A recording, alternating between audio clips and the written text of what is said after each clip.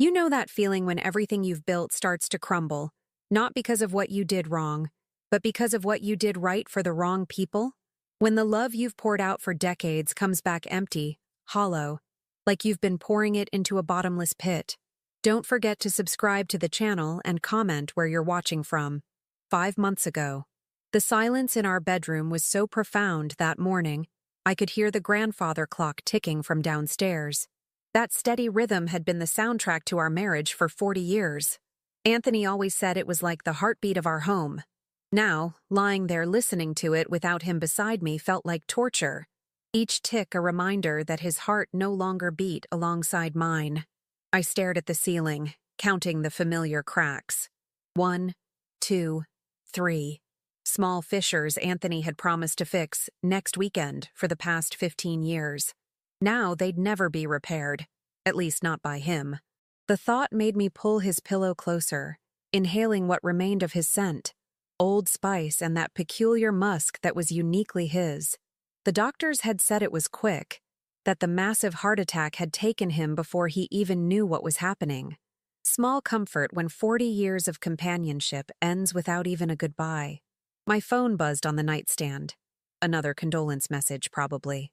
They'd been flooding in since the funeral 3 days ago, each one a well-meaning intrusion that only underscored my new reality. I ignored it. Outside, the Montana morning was breaking, sunlight filtering through the curtains Anthony had complained were too thin. Like trying to sleep with a spotlight on you, he'd grumble, though he never did get around to replacing them either. I forced myself to sit up, the weight of emptiness pressing down on my shoulders. Our bedroom looked different now, too big. Too quiet. The blue suit he'd worn to our anniversary dinner last month still hung on the closet door, waiting for the dry cleaners I'd never called. His reading glasses rested on top of the Stephen King novel he'd never finish. The phone buzzed again. Persistent. With a sigh, I reached for it, squinting at the screen without my own glasses. It was Lisa, our daughter. "Mom? Are you up? Thought I'd check in." I cleared my throat before answering, not wanting her to hear the night's tears in my voice. "I'm up. How are you doing?" Her voice was gentle, concerned. At 38, Lisa had her father's practicality, but none of his patience. I could already hear the undercurrent of her day's agenda pressing through her sympathy.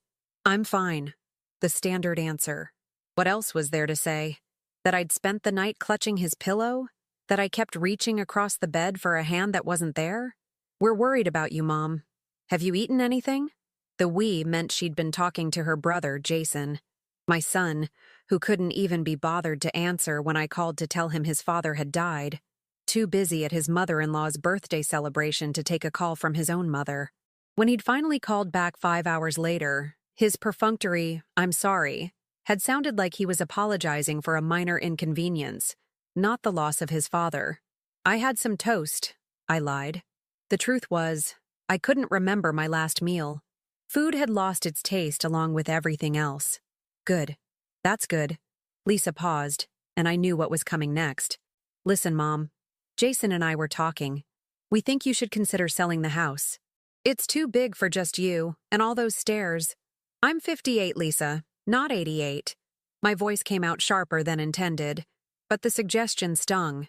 Anthony and I had built this house together, chosen every fixture, planted every tree in the yard. The house isn't up for discussion. We're just thinking of you, Mom. And, well, there are the financial considerations." Her tone shifted slightly, treading carefully now. "Dad's pension. Can we not do this today?" I interrupted, suddenly exhausted. "I haven't even gone through his papers yet."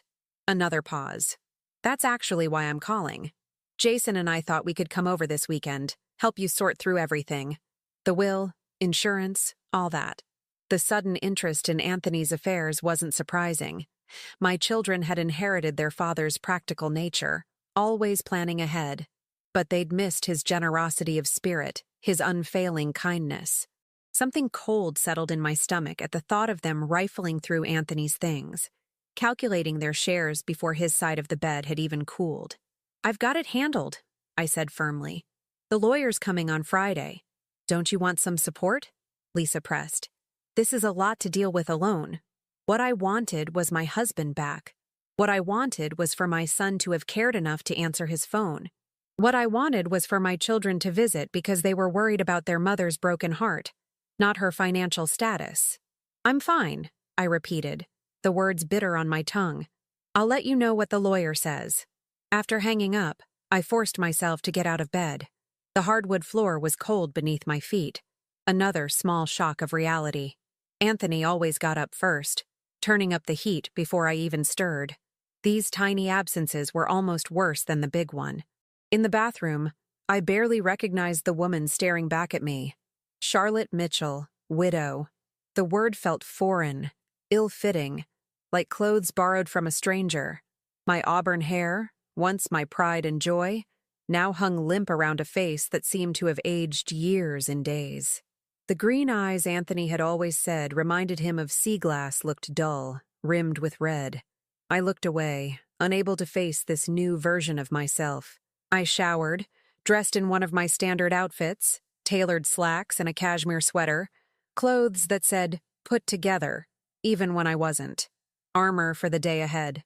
Downstairs, the house felt cavernous, each room filled with memories that now felt like ghosts.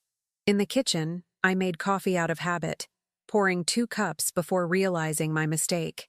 I stared at Anthony's mug, "World's Best Dad," in faded letters, a Father's Day gift from Jason when he was 10, and felt something inside me crack. The first tear fell, then another, and suddenly I was sobbing, clutching the countertop, coffee forgotten. It wasn't fair. We were supposed to have more time. We had plans. That trip to Italy we'd been saving for, the grandchildren we hoped for, growing old together on the porch swing he'd built. Now it was just me, alone in a house full of half-finished projects and broken promises. The doorbell jarred me from my grief. Hastily wiping my eyes, I checked my reflection in the microwave door, presentable enough, and went to answer it. Stanley Hayes, Anthony's oldest friend and our family lawyer for 30 years, stood on the porch, his weathered face somber beneath a shock of white hair. He held his briefcase like it contained explosives. "Charlotte," he said softly, taking my hands in his. "My dear friend." I allowed him a brief hug before stepping back. "Come in, Stan. Coffee? Please." He followed me to the kitchen, his eyes taking in the 2 mugs with a sad understanding. "How are you holding up?" "Everyone keeps asking me that," I said, dumping out Anthony's coffee and refilling mine. "I don't know how to answer." Stanley nodded, accepting the fresh mug I handed him. "There's no right way to do this, Charlotte. Grief isn't linear." We settled at the kitchen table, the same one where Anthony and I had shared thousands of meals, helped with countless homework assignments, planned our futures. Stanley placed his briefcase on the chair next to him but didn't immediately open it. "I know this is difficult timing," he said gently, "but there are matters we need to discuss." Anthony was very specific about his wishes. I nodded, steeling myself. I assumed he'd left everything to me. Stanley hesitated, just long enough for me to notice. "Largely, yes. The house, most of the investments, the insurance policy. But he did make some specific allocations." Something in his tone made me straighten. "What kind of allocations?" "Anthony set up trusts for Lisa and Jason years ago. They'll each receive a fixed sum, accessible when they turn 40. He paused. "Lisa's birthday is next month, as you know." I did know. I also knew my daughter had been counting down to that birthday with unusual anticipation. Now I understood why. "How much?" My voice sounded distant, even to my own ears. Stanley named a figure that made me blink. It wasn't a fortune, but it was substantial. Enough to buy a nice house outright or fund a child's entire college education. He never told me. The realization hurt more than it should have. Anthony and I didn't keep secrets, or so I'd thought. He wanted it to be a surprise for them. Stanley explained gently. A head start at a time in life when they might really need it. A head start they hadn't earned. A gift they didn't deserve. I thought of Jason, too busy to answer when I called about his father's death. Of Lisa, already plotting to move me out of my home before Anthony was even cold in his grave. Is there anything else I should know? My tone was clipped now, practical. The tears had dried up, replaced by something harder. Stanley opened his briefcase then, pulling out a thick folder. There's the matter of the business. Anthony left controlling interest to you, but he allocated 20% to each of the children. Anthony's construction company, Mitchell Builders, had been his pride and joy. Started from nothing 35 years ago, it now employed 20 people and had built half the custom homes in our town. He'd always said it would be his legacy to our children, though neither had shown the slightest interest in actually working there. So, I own 60%, I clarified. That's correct. You maintain decision-making authority, but they're entitled to their share of the profits and have some voting rights. Stanley looked uncomfortable now. There's also a letter for each of you. Anthony asked that I deliver them personally. He handed me 3 sealed envelopes, one addressed to me, one to Lisa, and one to Jason. My name was written in Anthony's bold, slanted handwriting, the sight of which made my throat tighten again. I set the letters aside, unable to face them yet. The meeting continued, Stanley explaining various legal details that washed over me in a blur of technical jargon. All I could think about was that my children would soon be coming into a windfall they hadn't earned, at a time when they couldn't even be bothered to properly mourn their father. When Stanley finally left, promising to return with more documents requiring my signature, I sat alone at the kitchen table, staring at Anthony's letter to me. With trembling fingers, I opened it, unfolding the pages covered in his familiar script. My dearest Charlotte, it began, and I could hear his voice as clearly as if he were sitting beside me. If you're reading this, then I've left you alone, something I swore I'd never do. By the time I finished reading, tears were streaming down my face again. But something else was building inside me too. Something that felt like resolve, like the first stirrings of a strength I didn't know I possessed. Anthony's final words to me were full of love, but also a challenge. To live fully, to not let grief consume me, to make sure our children understood the value of what they'd been given. Looking out the window at the garden we'd tended together for decades, I made a silent promise. I would honor Anthony by becoming stronger than I'd ever needed to be when he was alive. And I would make sure our children understood exactly what they'd lost, and what they stood to lose if they continued down the path they were on. The formidable woman I would become was born in that moment, rising from the ashes of the comfortable wife I had been. They wanted their inheritance? They would get exactly what they deserved. The next few days passed in a blur of paperwork and phone calls. I moved through them mechanically, a shell of myself performing the necessary tasks of the living, while my mind remained fixed on Anthony's letter and what it had revealed. Not just about his financial arrangements, but about how clearly he had seen our children, perhaps more clearly than I ever had. They've had it too easy, he'd written. We wanted to give them everything we never had, but maybe we gave them too much. Don't let them take you for granted, Charlotte. Don't let them take anything for granted. Those words echoed in my mind as I sorted through decades of memories in his home office. Tax returns, blueprints, photographs of completed projects. Anthony had documented everything meticulously. Mitchell Builders had been built on precision and integrity. Our children had been raised with the same values. Or so we'd thought. When had they changed? When had Jason, the little boy who once followed his father around the construction sites with wide-eyed wonder, transformed into a man who couldn't be bothered to answer a call about that same father's death? When had Lisa, our thoughtful daughter who wrote poetry and volunteered at the animal shelter, become someone who viewed her childhood home as a real estate opportunity before her father was even buried? The doorbell rang precisely at noon on Saturday, pulling me from these bitter reflections. I knew who it would be before I even reached the door. Lisa and Jason, right on schedule to discuss arrangements. Not to comfort their mother, not to reminisce about their father, but to settle accounts. The realization strengthened my resolve. I smoothed my hair, straightened my shoulders, and opened the door. "Mom!" Lisa stepped forward to embrace me, her expensive perfume enveloping me in a cloud of artificial roses. Behind her, Jason offered an awkward half-smile, his eyes not quite meeting mine. "Come in," I said, stepping aside. They entered like visitors, not like children returning to their family home. Lisa's gaze swept critically over the entryway, no doubt cataloging what could be updated to increase the home's market value. Jason headed straight for the living room, where he'd always been most comfortable. "Can I get you anything?" I asked, following the script of politeness that now felt foreign between us. "I'm fine," Lisa said, settling onto the sofa. She had Anthony's chestnut hair, but none of his warmth. "How are you holding up?" Before I could answer, Jason interjected, "Place looks good, Mom. You keeping busy?" The mundane question after weeks of near silence made something snap inside me. "Busy?" "Yes, Jason.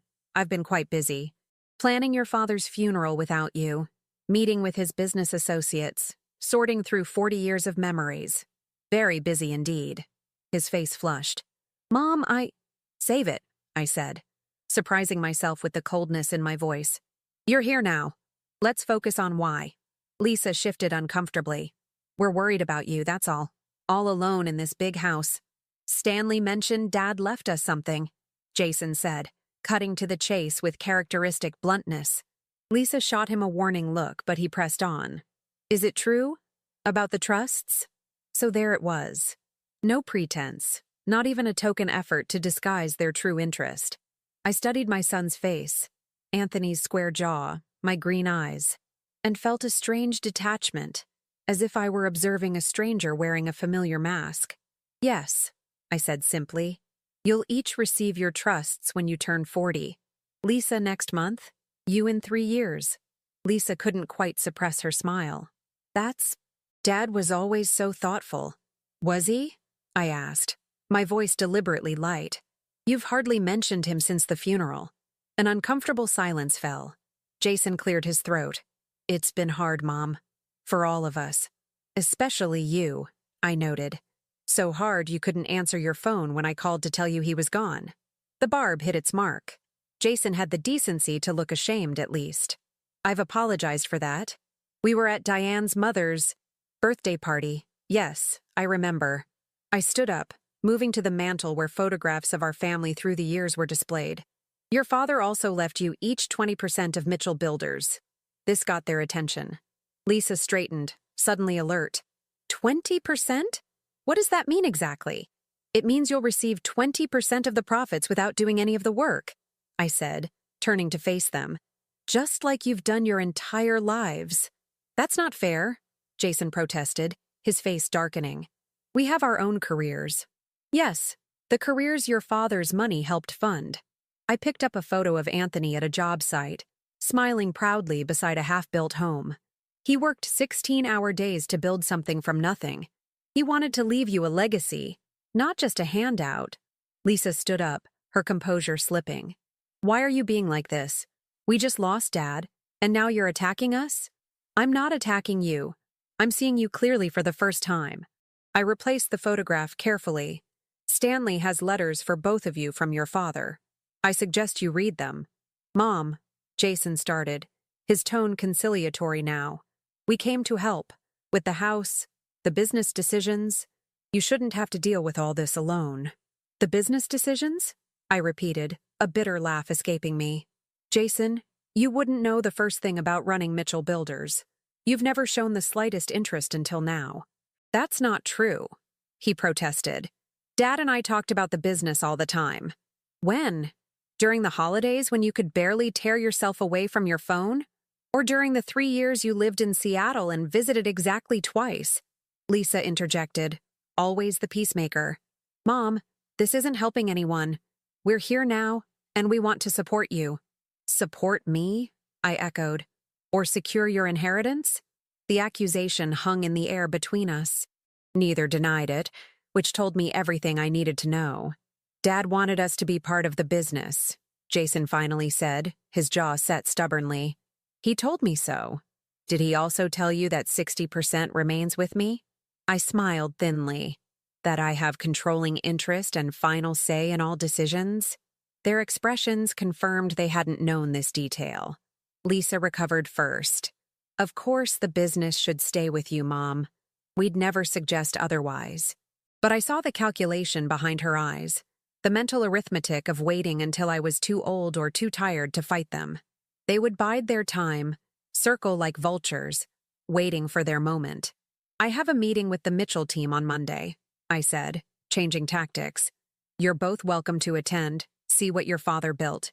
Meet the people who helped him create his legacy. It was a test, and we all knew it. Jason checked his watch immediately. I have patients scheduled all day Monday. I have to get back to Denver tomorrow. Lisa added quickly. The firm has a big case. Of course, I said, nodding as if I'd expected nothing else. Your lives are very busy. Too busy for your father's funeral. Too busy to learn about his company. Too busy to help your mother transition into widowhood. That's not fair, Lisa protested again, but her voice lacked conviction. Life rarely is, I replied, moving toward the foyer. Now, if you'll excuse me, I have arrangements to make for your father's business. The business you're suddenly so interested in owning but not in understanding. Mom, wait, Jason called, but I was already opening the front door. Stanley will contact you about the trusts. I'm sure that's all you really came for anyway. The shock on their faces might have been comical under different circumstances. They'd never seen this side of me before. Direct, unflinching, coldly perceptive.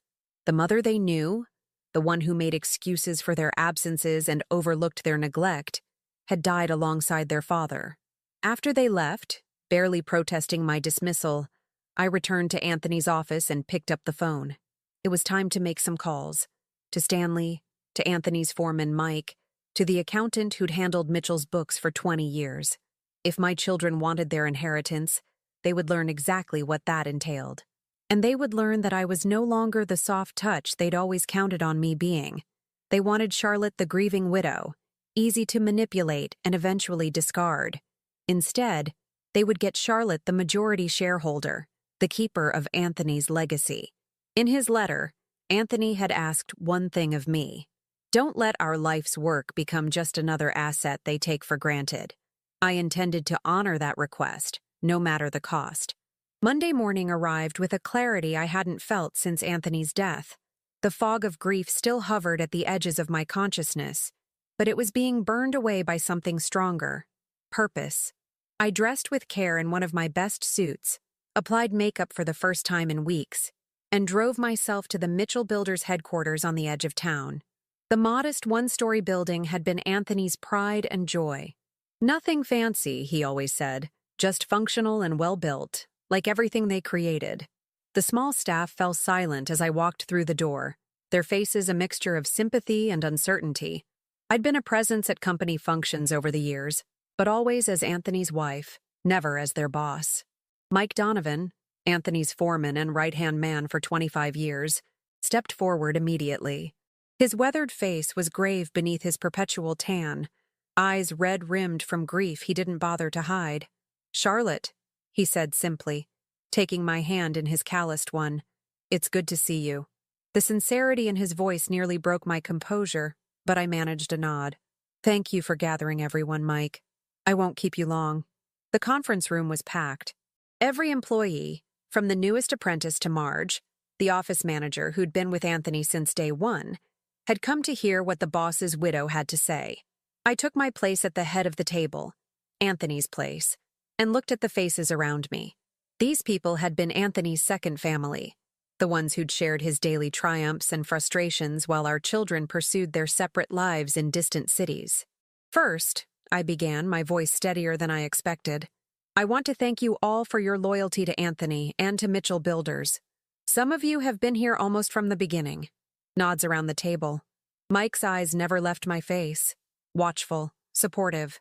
As you may have heard, Anthony's will leaves 60% of the company to me, with 20% each going to our children. I want to assure you that this will not affect daily operations. I paused, making eye contact around the table. I have no intention of selling or significantly changing what Anthony built. Neither Lisa nor Jason has expressed interest in taking an active role in the business. The relief in the room was palpable. These people had feared for their livelihoods, for the company culture Anthony had carefully nurtured. However, I continued, there will be some changes. I'll be taking a more active role myself. I may not know how to frame a house or read a blueprint, but I understand business and I understand people. Anthony and I discussed every major decision for this company over dinner for 30 years. Now I'll be making those decisions officially. Mike nodded his approval, but a few others looked skeptical. I couldn't blame them. They knew me as the quiet partner, the homemaker who organized the Christmas party and remembered their children's names. I'll be relying heavily on all of you, I said, acknowledging their expertise. Mike will continue as head foreman, and Marge will continue running the office. The only substantial change is that I'll be requiring weekly reports and attending all major client meetings. We can do that, Charlotte, Mike said firmly, setting the tone for the others. Whatever you need. The meeting continued with updates on current projects, financial reports, and upcoming bids. I listened more than I spoke, absorbing information, asking occasional questions. By the end, I could sense a shift in the room, cautious optimism replacing uncertainty. These people had loved Anthony, and they were willing to give me a chance for his sake. As they filed out, Mike hung back. "Got a minute?" he asked, closing the conference room door. I nodded, curious. Mike had been Anthony's closest friend, the brother he never had. They'd started as competitors, became reluctant partners, and eventually formed a friendship that transcended business. Anthony told me about the trusts, he said without preamble, settling his large frame into a chair across from me. For the kids. Did he tell everyone but me? I couldn't keep the edge from my voice. Mike shook his head. Just me. And only because he wanted my promise that I'd look out for you if anything happened to him. He was worried the kids might try to pressure you to sell. They're already circling, I confirmed. Lisa keeps bringing up how impractical the house is for one person. Mike snorted. That house is the most practical thing Anthony ever built. He designed it to last forever, just like this company. He leaned forward, lowering his voice though we were alone. Listen, Charlotte, there's something you should know. About 2 months ago, Jason called Anthony, asked for a loan, a big one. My breath caught. How big? $200,000. Said it was for a business opportunity, something about a medical practice buy-in. Anthony turned him down. He never told me, I whispered, the betrayal stinging anew. He didn't want to worry you. Said Jason had gotten himself into some kind of financial trouble before, and Anthony had bailed him out quietly. This time, he refused. The revelation settled like a stone in my stomach. What else had Anthony shielded me from? What other disappointments had he shouldered alone to protect me? Why are you telling me this now? I asked. Mike's expression hardened.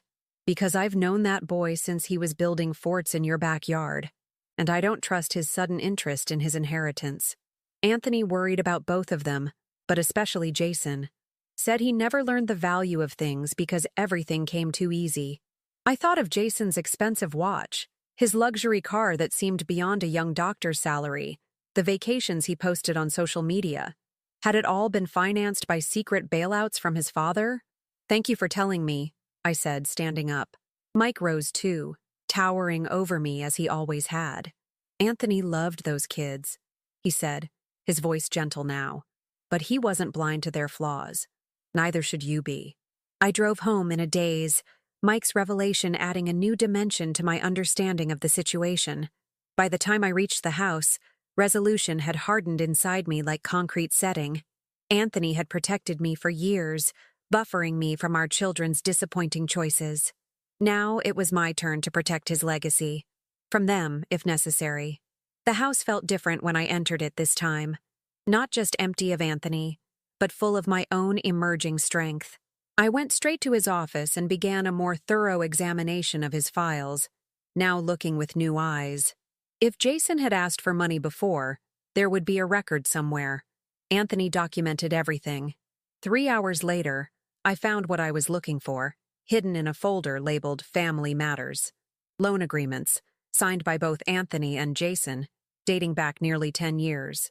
The earliest was for $25,000 to cover unexpected expenses during medical school.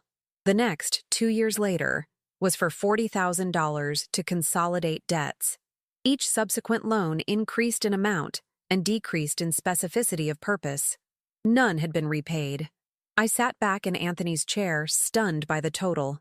Over $300,000 over the years, not including the recent request Mike had mentioned. No wonder Anthony had established trusts instead of direct inheritances. He'd wanted to protect the children from themselves, limit their ability to squander what he'd worked so hard to build. Had Lisa received similar bailouts? I searched through more files but found nothing. At least one of our children had maintained financial independence, though her emotional distance had been a different kind of disappointment. The phone rang, interrupting my thoughts. Jason's number flashed on the screen. I considered letting it go to voicemail, then decided against it. Better to know what new approach he was taking. "Hello, Jason." My voice was neutral, giving nothing away. "Mom," he said, sounding oddly subdued. "I've been thinking about what you said on Saturday, about not knowing Dad's business." I waited, silent. "You were right," he continued, the admission clearly costing him. "I've never taken the time to understand what he built, what you both built. And now you're interested because you own 20%, I observed." "It's not just that," he protested, but without much conviction. "Look, I can't make it to any meetings this week, but I thought maybe next weekend we could sit down, go through everything. Maybe visit some of the current projects." His sudden interest might have touched me once. Now it only strengthened my resolve. "That would be fine," I said coolly. "Though I'm curious, why the change of heart?" A pause. "I read Dad's letter," he finally said. "Stanley gave it to me yesterday. Dad wrote that he was disappointed in some of my choices. That he wanted me to understand the value of what he built. So Anthony had challenged him from beyond the grave. I wondered what else had been in that letter. What hard truths Anthony had finally felt free to express. "Sunday then," I agreed. "But I expect you to come prepared. Read the company financials I'll have Stanley send over. This isn't a social visit, Jason. If you want to be an owner, you need to understand what that means." His agreement was almost too eager, raising my suspicions further. After we hung up, I called Stanley immediately. "Did you give the letters to Lisa and Jason?" I asked without preamble. "Yesterday," Stanley confirmed. They both seemed affected. Jason called, wanting to learn about the business. "Did his letter mention the loans?" A pause. "I didn't read the letters, Charlotte. Anthony sealed them. But based on our conversations when he wrote them, I believe he was very forthright about his concerns regarding Jason's financial decisions. I found the loan agreements," I told him. "Over $300,000, Stan, and he recently asked for $200,000 more." Stanley's sigh was heavy with understanding. That explains his reaction to the trust stipulations. He seemed disappointed that he couldn't access the full amount immediately. "What stipulations?" This was new information. "The trusts pay out over 5 years, not as lump sums. 20% each year, starting on their 40th birthdays. And there's a behavior clause." Anthony was very specific about this. "Any attempt to contest the will or pressure you about the company results in their shares reverting to you." Anthony had been more strategic than I'd given him credit for. He'd anticipated our children's reactions, built-in protections. But he couldn't have anticipated his own premature death, or the rapid revelation of our children's true characters in its wake. "Send me the complete trust documents," I requested, "and everything related to the company ownership structure. I need to understand exactly what options I have." "Options for what, Charlotte?" Stanley's voice held a note of concern. "For making sure Anthony's legacy is respected," I said simply. "By everyone." As I hung up, a plan was already forming in my mind. Jason would get his lesson in business values, but not the one he was expecting. And Lisa's upcoming 40th birthday would bring a gift, but perhaps not the one she'd been counting on. They wanted their inheritance? They would get exactly what they deserved. Nothing more, nothing less. Sunday arrived with the kind of perfect autumn clarity that Anthony had always loved. Building weather, he'd call it. Ideal for outdoor work with no rain to delay progress. As I prepared for Jason's visit, I found myself talking to Anthony in my head, explaining my plans, justifying my decisions. Would he approve of what I was about to do? The question lingered, but didn't deter me. I spent the morning reviewing the documents Stanley had sent over.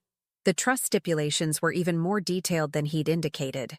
Anthony had created a system of checks and balances that would have made our country's founding fathers proud. The behavior clause was particularly specific, nullifying the children's shares if they exhibited disrespect, financial irresponsibility, or attempts to circumvent the expressed intentions of this trust. Anthony had seen them clearly, perhaps more clearly than I had allowed myself to. My husband, always so generous with second chances, had finally drawn a line. In his last act of parenting, he'd created consequences for the entitled behavior we'd unwittingly fostered. Jason arrived precisely at noon, looking more like the son I remembered than the stranger who'd sat in my living room the weekend before. He'd dressed casually but neatly in jeans and a button-down shirt, hair freshly cut, clean-shaven. He carried a leather portfolio I recognized as one of Anthony's gifts from years ago. "Mom," he said, leaning in to kiss my cheek. I allowed it, though I felt nothing at the contact. "Thanks for doing this. I've been reading the materials Stanley sent over." "Have you?" I gestured him toward Anthony's office, noting how his eyes darted around the room, taking inventory of the valuable items Anthony had collected over the years. "What did you think?" "Honestly, I'm impressed. I knew Dad was successful, but I didn't realize how significant the company had become." He settled into the visitor's chair across from Anthony's desk, where I now sat with deliberate authority. "The annual revenue is substantial." Of course, he'd focused on the money. "The annual responsibility is also substantial," I countered. 20 employees rely on Mitchell for their livelihoods. Dozens of clients trust us with their homes and businesses. Your father built that trust over decades." Jason had the grace to look abashed. "I know. That's what I want to understand better." He opened his portfolio, revealing printouts of the financial documents, covered in highlighter and notes. "I've been reviewing the company structure, trying to get a handle on how everything fits together." His preparation surprised me. Perhaps there was hope, but then I noticed the nature of his notes, all centered around profit margins, dividend possibilities, asset liquidation values. Nothing about the projects themselves, the people, the legacy Anthony had built. He was studying Mitchell Builders as if it were a stock to be traded, not a living organism that had been his father's life's work. "Let's start with the current projects," I said, sliding a folder toward him. "We have 6 active builds right now, ranging from a small renovation to the new community center downtown." Jason flipped through the project documents with a cursory glance. "They all look profitable. That's good management." "They're more than numbers on a page," I said sharply. "Each one represents relationships, trust, community impact. The community center, for instance. Your father bid it at barely above cost because he believed in what it would bring to the town." Jason looked up, puzzled. "Why would he do that?" "It ties up resources for minimal return. Because some things matter more than profit margins." I stood up. "Come on. I'm taking you to see some of Mitchell's projects in person." The skepticism on his face almost made me laugh. This was the boy who'd once tagged along eagerly on job sites, pestering the workers with questions, begging to hold the hammer. Somewhere along the way, that curious child had been replaced by a man who measured value solely in dollars. We took my car, driving first to the community center site. Sunday meant no workers were present, but the structure was taking shape, the bones of what would become a gathering place for local youth, seniors, and community groups. I used Anthony's key to let us in, watching Jason's face as he took in the soaring ceiling of the main hall, the careful craftsmanship already evident in the exposed beams. "Dad designed this himself," I told him, my voice echoing in the empty space. "Worked nights and weekends on the plans. He wanted it to feel like a modern take on the old town hall that burned down when you were in high school." Jason nodded, but his attention had already shifted. "What's the contract value?" I named the figure, watching his eyes widen. "That can't be right. The materials alone would cost nearly that much." "Yes," I agreed. "As I said, your father bid it at barely above cost, a gift to the town that supported him for 40 years. Jason looked genuinely perplexed. "But what's the point if there's no profit?" "The point is legacy, Jason. Being part of something that outlasts you." I gestured around us. "This building will serve this community for generations. Children who aren't even born yet will learn to swim in the pool, have their first dances in this hall, graduate in this space. Your father understood the value in that kind of immortality." He remained silent as we toured the rest of the site. I pointed out the features Anthony had been most proud of. The acoustics he'd designed for local performances, the accessible features that exceeded code requirements, the sustainable materials that had cost more but would last longer. Jason listened, but I could see the disconnect. He was hearing me, but not understanding. We visited 3 more projects: a custom home for a young family, a renovation of the historic library, and a small business expansion for the local bakery. At each stop, I shared not just the business details but the human stories behind them. The couple expecting their first child, the librarian's tears when Anthony found a way to preserve the original reading room, the baker who'd been on the verge of closing until Mitchell helped her expand. By our final stop, Jason's performance of interest had begun to fray. "These are all very nice, Mom, but I'm not sure what this has to do with my share of the business. I'm not planning to become a builder." And there it was, the truth I'd been waiting for him to reveal. "No," I agreed. "You're not. You've never wanted to build anything, Jason. You just want to profit from what your father built." His face flushed. "That's not fair. I have my own career, my own path. A path that's led you to financial trouble more than once," I said quietly, watching the color drain from his face. "Yes, I know about the loans, Jason. All of them." He swallowed hard. "Dad told you?" "No. Your father protected you from the consequences of your actions, even from my judgment. He handled it all himself, bailing you out time after time without ever letting me see how much you were struggling, or how irresponsible you'd been." Jason's expression hardened. "I don't have to listen to this. I'm a grown man with my own life. A life financed by your father's generosity," I countered.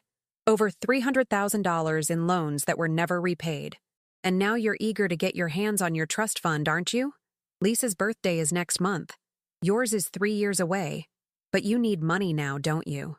His silence was confirmation enough. "What happened to the $200,000 you asked your father for just before he died? The loan he refused?" I pressed. "What kind of trouble are you in, Jason?" "It's not trouble," he snapped. "It's an investment opportunity. A chance to buy into a prestigious practice." Dad didn't understand. "He understood perfectly," I said. "Just as he understood why you needed to put your trust in a 5-year distribution plan rather than giving you a lump sum." Jason's face darkened with anger. "So that's why you brought me here today? To lecture me about money? To tell me I can't have what's rightfully mine?" "No." I looked him straight in the eye. "I brought you here to show you what is rightfully yours. A share in a legacy, not just a check." "But you're not interested in that, are you? You want the money, not the meaning behind it." "What I want," he said coldly, "is what Dad left me. My 20% of the company, my trust fund. I've put up with this field trip, listened to your speeches about legacy. Now I want to discuss the practical matters. When can I expect my first distribution? How will the company dividends be handled?" I studied my son, seeing him with painful clarity. The entitled stranger who had replaced the boy I'd raised. The man who couldn't be bothered to answer when I called about his father's death, but who now had endless time to discuss his inheritance. "That's an excellent segue to our next stop," I said, my voice steady despite the pain lancing through me. "Let's head back to the house. There's something I need to show you." The drive back was silent, Jason stewing in resentment, me fortifying myself for what came next. This would be the point of no return, the moment when my transformation from grieving widow to avenging guardian of Anthony's legacy would be complete. As we pulled into the driveway, I thought about all the times Anthony and I had talked about our children's futures, our hopes for them, our dreams. We'd wanted them to be happy, yes, but also decent, responsible, grateful. Somewhere along the way, we'd failed at instilling those latter qualities. Or perhaps we'd succeeded initially, only to have them eroded by the ease of their lives, the absence of real struggle. Either way, the time for gentle parenting was long past. Some lessons could only be learned through consequences. Anthony had known this, had tried to build those consequences into his will. Now it fell to me to deliver them, more swiftly and decisively than he had perhaps intended. "Come inside," I said to Jason as I parked the car. "We've got one more piece of business to discuss." Back at the house, I led Jason into Anthony's office once more. The room felt different now. No longer a shrine to my late husband, but a command center for the reckoning that was about to unfold. I gestured for Jason to sit while I retrieved a leather portfolio from the safe behind Anthony's degrees on the wall. "Before we discuss the business any further," I said, settling into Anthony's chair, "there's something you should know. 2 days after your father's funeral, I received a visit from a man named Carter Westfield." Jason's reaction was subtle but unmistakable. A tightening around the eyes, a slight paling beneath his tan. He knew the name. "Mr. Westfield was quite surprised to learn of your father's death," I continued, watching him carefully, "especially since he'd been dealing with you exclusively regarding the investment opportunity you'd approached him about." "Mom," I held up a hand, silencing him. "Mr. Westfield was under the impression that you were acting as an agent for Mitchell Builders, with full authority to negotiate a partnership. He showed me the proposal you'd drafted on company letterhead. Letterhead you had no right to use." Jason's expression hardened. "I was going to tell Dad once the deal was further along. It was a legitimate opportunity." "Was it?" I opened the portfolio, removing several documents. "A medical office complex development requiring a $2 million investment from Mitchell, with you as the managing partner despite having zero construction experience. A 40% stake for you personally, carved out before any profits would flow to the company." Mr. Westfield believed he was dealing with a construction executive with 15 years of experience. "I can explain. You presented yourself as a vice president of Mitchell Builders," I continued relentlessly. "You claimed signing authority you never had. You nearly committed the company to a deal that would have bankrupted it. That's not an explanation, Jason. That's fraud." The word hung in the air between us, heavy with implication. Jason's face cycled through emotions: defiance, fear, calculation, and finally, a simulacrum of contrition. "It was a mistake," he admitted, leaning forward. "I got in over my head, but I was doing it for all of us, Mom. The potential returns were enormous. The potential prison sentence is also enormous," I replied coldly. Mr. Westfield was planning to pursue charges until I intervened. Hope flickered across his face. "You fixed it?" "I did what your father always did. I cleaned up your mess." I closed the portfolio deliberately. I used my own money, not company funds, to reimburse Mr. Westfield for his expenses and convince him not to press charges. It cost me $50,000 to protect you from the consequences of your actions. Again, Jason slumped in relief. "Thank you. I know it was wrong, but I was desperate. The buy-in for the medical practice was due to your gambling debts," I interrupted, watching his eyes widen in shock. "Yes, I know about those too. Mr. Westfield wasn't the only visitor I've had. Your bookie, though he preferred the term private investor, came calling 3 days ago. All pretense of contrition vanished. You had no right to dig into my personal affairs." "I didn't dig. They came to me, Jason. Like carrion birds circling what they assumed was easy prey. A grieving widow who would pay any amount to protect her son." I leaned forward. "They thought I was weak. You all did." His expression confirmed my words.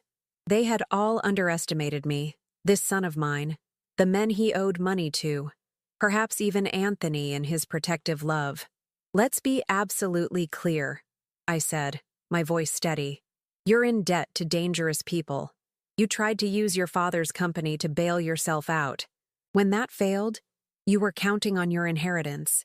That's why you couldn't be bothered to answer when I called about your father's death, why you suddenly became interested in a business you've ignored for decades. Not grief, not concern for me, just desperation for money."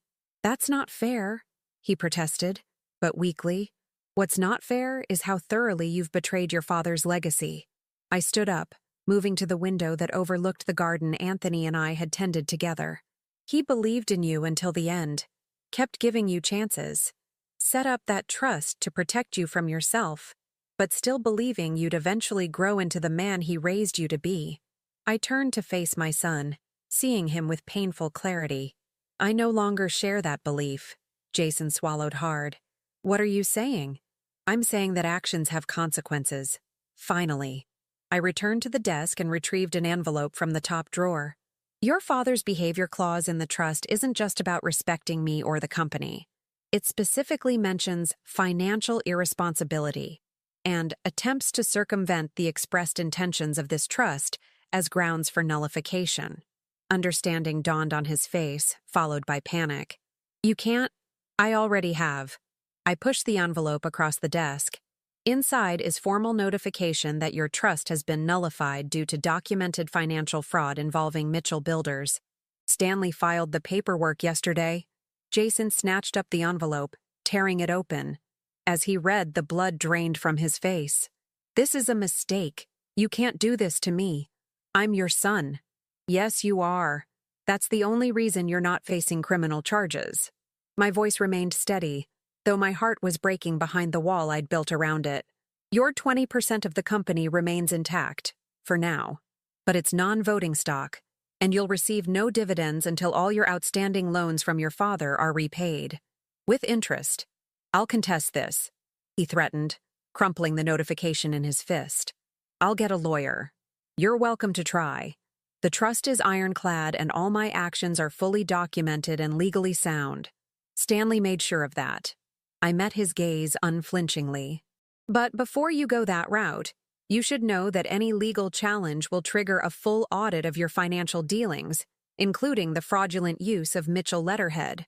Mr. Westfield has agreed not to press charges as long as you stay away from him and his associates. Jason's expression turned ugly, the last vestiges of the son I knew disappearing entirely. So that's it?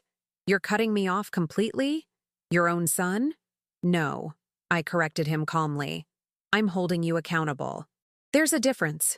I reached into the desk again and withdrew a second envelope. This contains a cashier's check for $100,000. It's not from the trust or the company. It's from me personally, the last bailout you'll ever receive. Use it to pay your gambling debts and start fresh. But understand this. It comes with conditions. His eyes fixed on the envelope, naked hunger in his expression. What conditions? First, you will seek professional help for your gambling addiction. I've arranged for a place at a treatment facility in Arizona. Second, you will involve yourself in absolutely no financial dealings connected to Mitchell Builders or any other family assets. Third, you will begin repaying your father's loans on a schedule Stanley has prepared. And if I refuse, then you get nothing, I said simply. No bailout money, no ownership stake in the company, and I'll stop interceding with your creditors. He stared at me as if seeing a stranger. Perhaps he was. The mother he knew, the one who made excuses for him, who begged Anthony to give him just one more chance, had died alongside his father. Who are you? He whispered. I'm your mother, I replied, the one who's finally loving you enough to let you face the consequences of your actions. I held out the envelope containing the check. After a long moment, he took it, fingers trembling slightly. Does Lisa know about this? He asked, his voice hollow. Lisa will receive her own version of the truth tomorrow, on her birthday. I didn't elaborate. My daughter's sins were different from her brother's, but no less deserving of reckoning. She's coming for dinner. I've invited Stanley as well. Jason stood, envelope clutched in his hand like a lifeline. I never meant for things to get this far. It just happened, one step at a time. That's how most disasters unfold, I agreed. And that's how recovery happens too, one step at a time.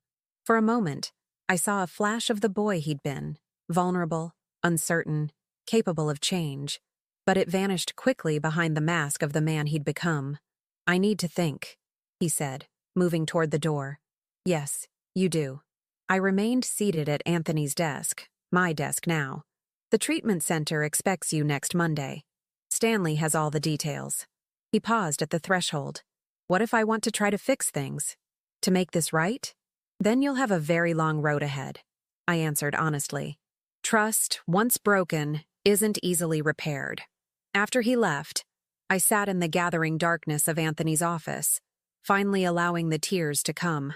Not tears of regret. I would not second-guess the boundaries I'd finally established, but tears of mourning for the family we'd thought we had, for the children we'd believed we'd raised. Later, I moved to the porch swing Anthony had built, watching the sunset paint the sky in shades of fire. I'd never imagined this was where life would lead me. Alone at 58, rebuilding a legacy, drawing lines my husband and I should have drawn decades ago. I did it, Anthony. I whispered to the evening air. I protected what you built. I honored your letter. The swing creaked gently, almost like a response. Perhaps he was listening. Perhaps he approved of the woman I'd become in his absence, stronger than I'd ever needed to be when he was alive. Tomorrow would bring Lisa's reckoning. Another difficult conversation, another boundary to establish. But for tonight, I allowed myself to feel the weight of what I'd done, the painful necessity of it. They had wanted their inheritance without earning the right to it.